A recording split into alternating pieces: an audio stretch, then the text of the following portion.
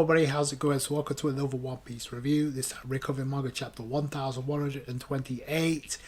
We did get some context as to what is kind of going on here as far as like the Straw Hats being brought into this world. So I like the fact Oda gave us a hint. I mean, he basically kind of revealed it in the title of the chapter. But if you look at the context of the actual chapter itself and everything that's been going on since we've arrived, it does feel like an RPG. It does feel like a game. So my question, I know I'm not the only one that thought this. Have the Straw Hats been Isekai'd? So I'll get into that. But speaking of the Straw Hats, we got a colour spread, which is pretty cool. We got all 10 Straw Hats. We got Nami and Frankie steering a dragon. You got Luffy riding at the side of it. You got Robin chilling, decking the glasses, so I like that look. So it's a cool little colour spread, but I do feel like all 10 Straw Hats will be a part of this RPG world. I think it's leading towards that, especially after this chapter. So Sanji carries Nami. Meanwhile, and Luffy kind of calling out Usopp, and this is, to me, feels like this is exactly Oda seeing the concerns that a lot of Usopp fans have been having about Usopp from the previous chapter, myself included. Like, okay, because we have Zoro saying, oh, I heard a noise and then I followed it until I found Luffy beating up that giant rabbit. So it's looking like even the monster trio was scattered before they showed up here.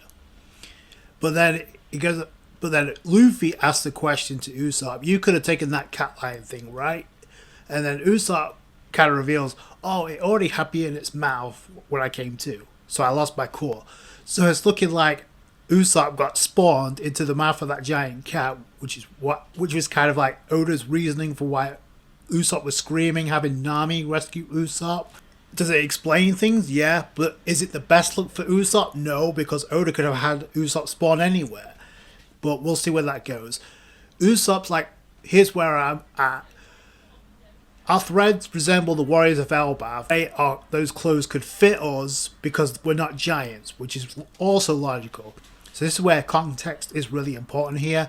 So Zoro once again is asking we have no idea which way the sea is.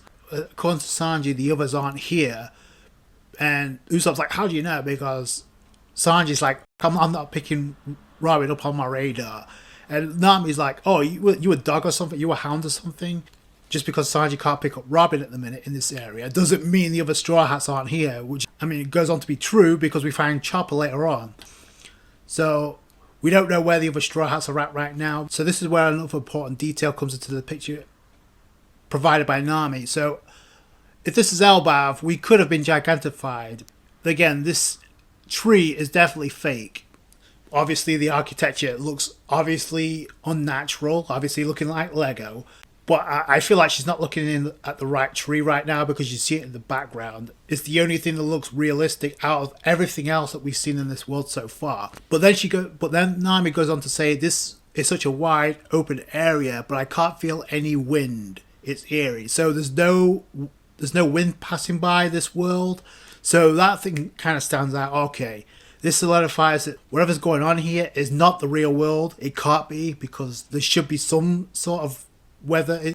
So they need to go into town and ask the residents of what's going on here, or at least ask them information, which is something you would see in a game or an isekai where you had adventurers go ask information about the land they're not familiar with.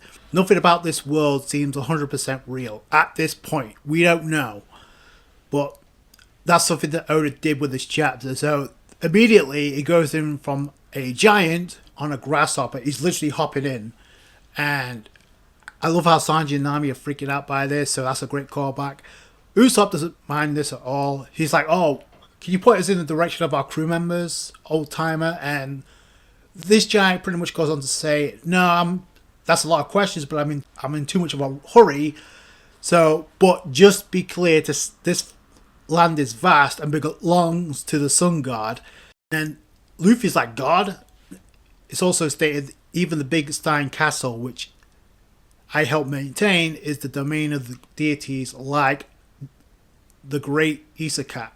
So I mean that's a clear-cut reference, but again, another person be described as a deity. We saw that with a Great Guardian the giant rabbit. It was being described in the previous chapter, so this is not the first time. So then Luffy nearly lets the cat out of the bag, literally, because he says, "Oh, but we kind of whooped that cat," and Usopp kind of like puts a halt to that. And I love this moment because it's like Nami is like, her face is reacting like Luffy would when he trying to keep in a lie. Nami's got that same facial expression here where Nami's trying to keep it in. And then you want to talk about mannerisms of Luffy, you have Zoro, Sanji and Nami in the background whistling while Usopp is trying to shut up Luffy. So if that isn't two callbacks to Luffy's mannerisms, I don't know what else to tell you. So that was funny. And then and this is like a red flag immediately, especially with Luffy there. So then he goes on to say, "Heed this warning, do not follow this road. The rabid guardians protect the sun god's temple beyond that point. No one has ventured past there and returned to tell the tale." And you can see the gears turning in Luffy's head. You can see his face. Then Luffy goes running off. Sanji, Usopp and Nami are freaking out. Then Nami is like, in a typical way, in a charming way, it's like, "Oh, sorry about all this." Then he finds the castle in ruins, literally. Zoro is getting hyped up by this. "Oh, rabid guardians." It's something really bizarre, because then they can't see any buildings. And then the castle they see looks like the one they just passed by. It cuts to Luffy running into a mirror. You see the sky, it's like, oh, the sky is breaking, but no, that's the mirror. And where it gets revealed, we get a mirror and we got a fencing that's like governing, that's like blocking this room, and that's where we see that's where the group runs into Chopper. But it's kind of interesting, the layout. Like if you look at the inner structure, it looks so realistic. So the furniture looks like in this room, yeah, this is definitely looking a little bit realistic from the inside. So how the castle Nami and Usopp were in was made out of Lego inside, not just outside. So this is really weird. You see Lego bricks, right? That should be another red flag. Like, okay, we got Lego blocks here. So that's where Chopper runs up to Nami. So that's actually pretty cute. But then Nami is kind of like, "You owe me for this hug, Chopper." And Usopp's like, "Oh, that was kind of cold." Again, that's where something doesn't really add up about this world, or at least this area that they're in. Because everything about the furniture is like giant size, like you see for the giants. But the outfits are like perfect size. And then Luffy spots some of these blocks that are clearly made out of Lego. But the whole country is made out of them. That explains the horrible scent from when we were grilling up that rabbit. It must have been all the plastic burning. So there you go. So it's plastic. Sanji's like, "Oh, I should probably expect the ladies' room right now." And Nami's like, "Yeah, don't bother with that." And just kicks the hell out of Sanji's face. But then Usopp's like, "That's creepy, but this confirms we're on Elbaf, right? This is a real giant's room." And I'm like, no, that's not enough to prove this is actually Elbaf. For real. And this is where Nami goes on to say, "How can you be so sure? All we can really say is a giant behind this." Bingo. So Usopp's like, "Why don't we head back and squeeze the townspeople for information? They seemed a little weird. And risk a confrontation with a giant." And then Luffy's not hearing any of this because immediately there's a giant snake. Usopp and Nami are freaking out. You got two giant rats approaching Nami. You got a crow flying over Sanji. And then the snake gets me to think about Skypiea. And we're seeing like Luffy in Gear 5, Zoro as well putting in the work. So this is where it gets the Sun God's back. So let's run for it. Luffy's not hearing any of this. He's like, "Gama, no." It just flattens it just demolishes the snake with booming gun pistol. And just takes out the snake. But Zoro immediately says the guy that walked in right now, the guy in the skull mask, the giant in the skull mask with the shield that clearly has a sun on it, is in fact the sun god of this world. But then Nami stumbles upon a map belonging to this world, so that's progression right there. In addition to Chopper also joining up with the group. After finding the map, they run into the giant cat they just took down. Apparently it's helping them trying to escape. The sun god is hot on their heels. But Nami says something important, says if we keep going straight we'll bust through the mirror on the other side. We'll be free if we smash the wall behind it too. So that seems to be a plan here as the chapter ends. The Sun God is like, I won't let you escape. We'll see how that goes. But like I said, some context we get here.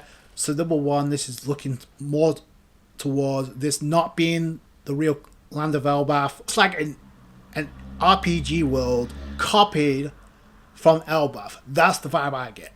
Because the outfits of what Usopp's saying about how some of the outfits are like human sized, that shouldn't be the case if this is the land of the giants. Say we don't have any wind passing by here. This world isn't as real as what it seems, and I think that should have been obvious.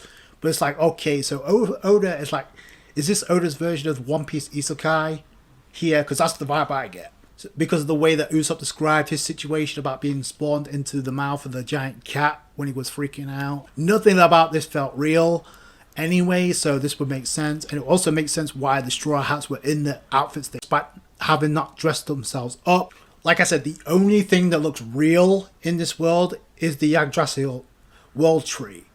The fact that the Sun God is being revealed at this early, it's like, no, this could not be real. So we got some context as to what's going on here, but as far as how it happened, we still don't know. Again, the Sunny is missing. What triggered this in the first place? Was it the Anacinth that triggered this, or was it a devil fruit? We don't know. I guess to get out of this world, they have to beat the game, or at least beat the final boss. We don't really know if this is the final boss. This deity is the Sun God in the Skull Mine. It looks intimidating, don't get me wrong, but against the Straw Hats, what's he gonna do? Like, especially against Luffy. So like I said, we'll see what happens with the other Straw Hats. I can't wait to see Robin in her outfit when that gets revealed. That's going to do it for the guys. Thanks so much for watching. Like the review if you did it. Thumbs up. I appreciate that. I appreciate all you guys' support. Subscribe to the channel for more One Piece. And I'll catch you guys later. Thanks guys. Bye.